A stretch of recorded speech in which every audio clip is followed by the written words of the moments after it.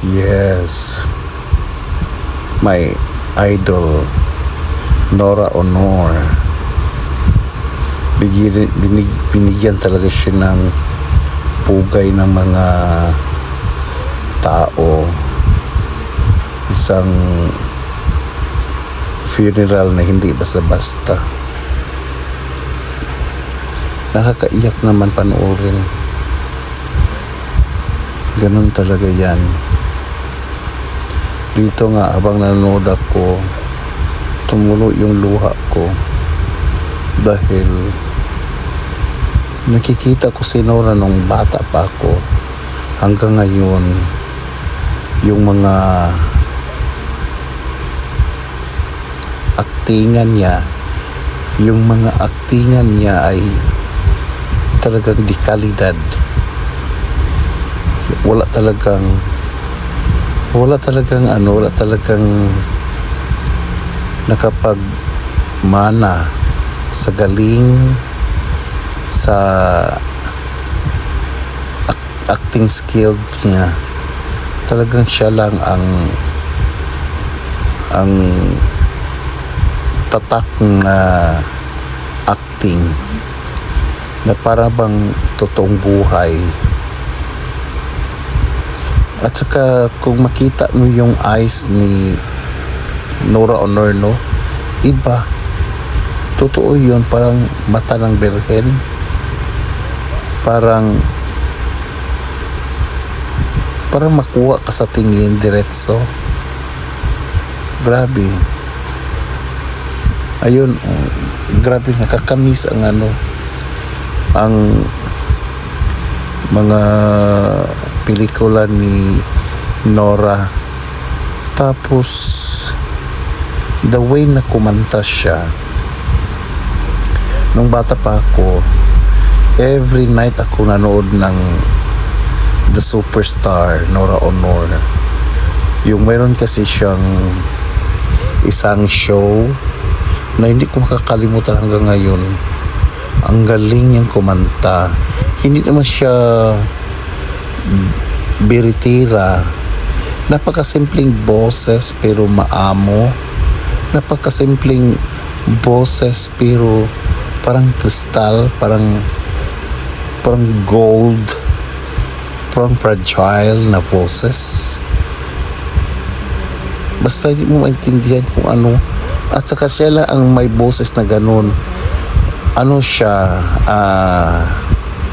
hindi siya masyadong mataas na tulad ng mga singer ngayon. Pero kung pakinggan mo yung boses niya, talaga nakaka-in love.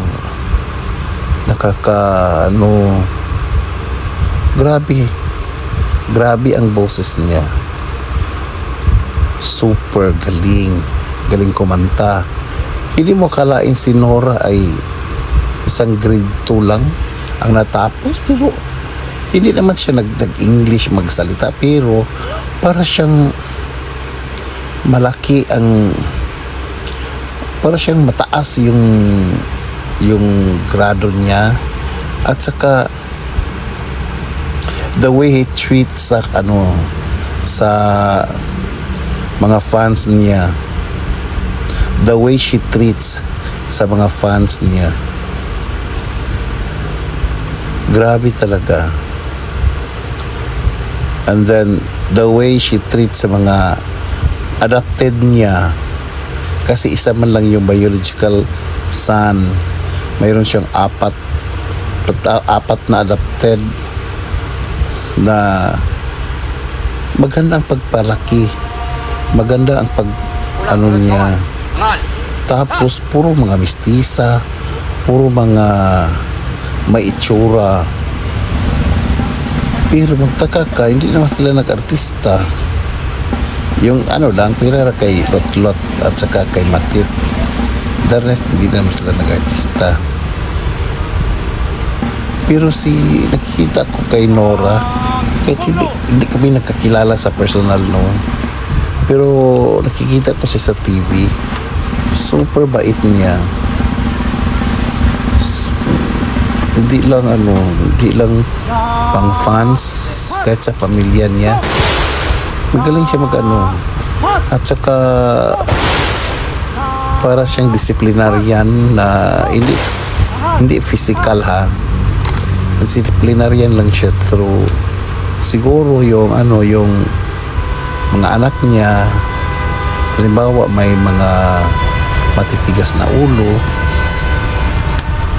may mga pero caring niya, caring yung sabihan, caring yung pero hindi ako nakarinig sa kanya na namamalo siya ng mga anak. Na tulad ni Lot,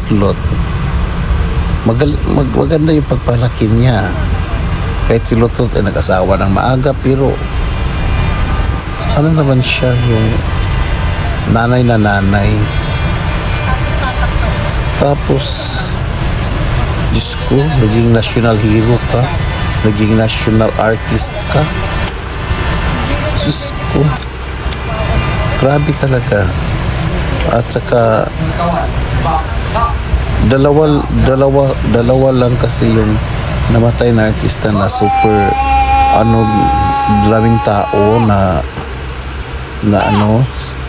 si Julie Vega at saka si Nora Honor ang nakita kong daming fans na pumupunta, daming mga mga artista na pumupunta kasi mahal nila si Ate Guy, si Nora Honor. Grabe no, super ko, pinangarap ko kung kailan ko makikita si Nora Honor. Namatay na lang siya, hindi ko pa siya nakikita. Basta nung bata pa ako, fan na ako kay Nora. Kahit may Vilma, pa rin ako kay Nora. Fanatic pa rin ako. At saka si Vilma naman, magaling naman si Vilma. At saka iwan ko sa taon ngayon, parang sunod-sunod ang celebrity na namatay. Ngayon, una si Pilita Corrales, ngayon si Nora Honor, tapos Nora, nandito pa si Haji Alejandro, namatay. Diyos ko, nakakatakot or nakakapaggulat sa mga panahon ngayon. Bakit maraming namamatay ng mga artista? Diyos ko, grabe no.